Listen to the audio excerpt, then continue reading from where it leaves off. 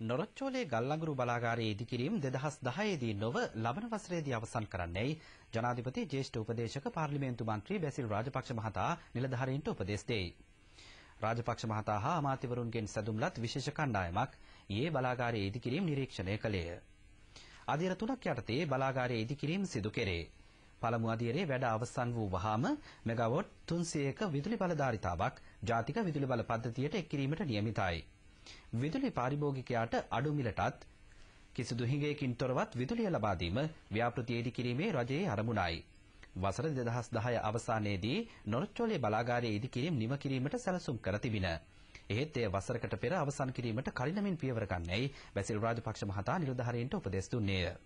අමාත්‍යවරුන් වන රිෂාඩ් බදියුදීන් සහ කේ බායිස්, මුදල් අමාත්‍යාංශයේ ලේකම් ආචාර්ය පී.බී. ජයසුන්දර, විදුලි බල හා බලශක්ති අමාත්‍යාංශයේ ලේකම් MMC ෆර්ඩිනැන්ඩු, මුදල් අමාත්‍යාංශයේ නියෝජ්‍ය ලේකම් ආර්.ඒ. ජයතිස්ස, ලංකා විදුලි බල මණ්ඩලයේ සාමාන්‍ය අධිකාරී ආර්. පුල්ලේ පෙරුම යන මහත්වරුන් හා චීන තානාපති කාර්යාලයේ නිලධාරීහු පිරිසක් නිරීක්ෂණ චාරිකාවට එක් වූහ.